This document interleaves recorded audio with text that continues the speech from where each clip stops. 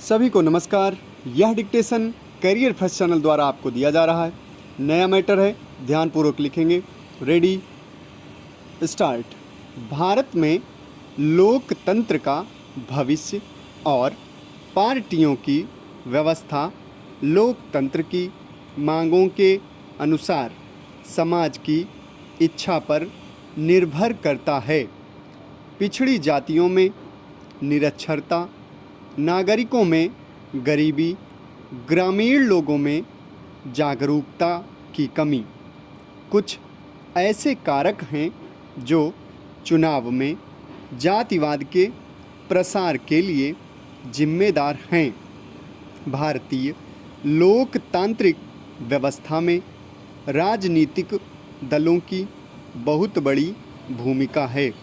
जाति और उनके वर्तमान हितों से प्रभावित होने के बजाय लोगों को नैतिकता के अनुसार शिक्षित करने का प्रयास करना चाहिए और लोकतंत्र की मांग तथा प्रगतिशील परिवर्तनों को नियमित करने के लिए जनमत को व्यवस्थित करना चाहिए।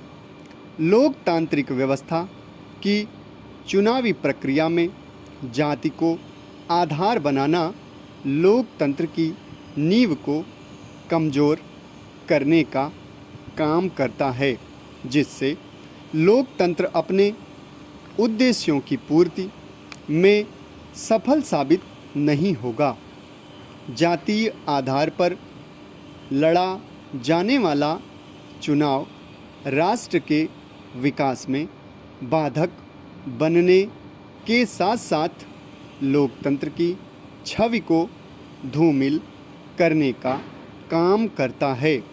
अतः आज आवश्यकता है कि चुनाव जाति को आधार बनाकर लड़ने के बजाय विकास के मुद्दों को आधार बनाकर लड़ा जाए, जिससे जनता के हितों की पूर्ति सुनिश्चित होने के साथ साथ लोकतंत्र को भी मजबूती प्राप्त हो सके।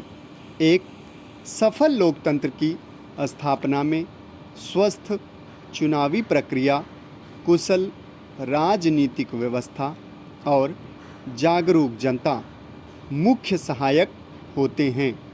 राजनीति ने लोकतंत्र को मजबूत करने में महत्वपूर्ण भूमिका निभाई है, विशेषकर पिछड़ी जातियों के राजनीतिकरण ने, क्योंकि पिछड़ी जातियां संगठित रूप से सरकारों पर दबाव बनाती हैं अथवा अपने शोषण की संभावनाओं को समाप्त करने का प्रयास करती हैं।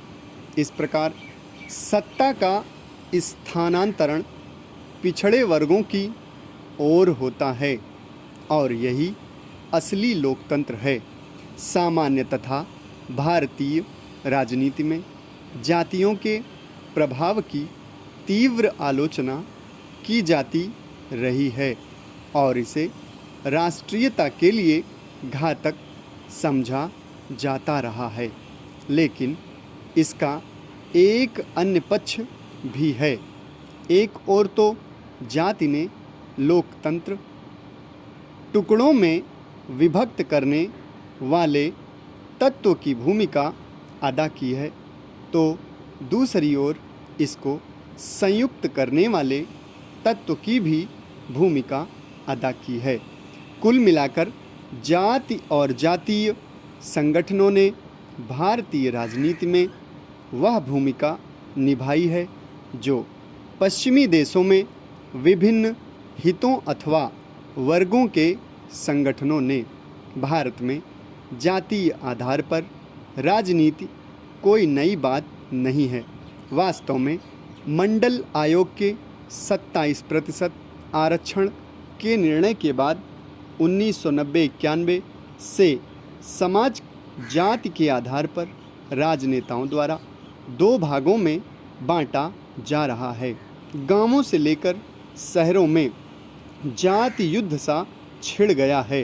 राजनीतिक दल और ख़ास तौर पर क्षेत्रीय दल पिछड़े वर्गों के पिछड़ेपन पर सवाल उठाकर उसकी भावनाओं को भुनाने का काम कर रहे हैं। समाप्त।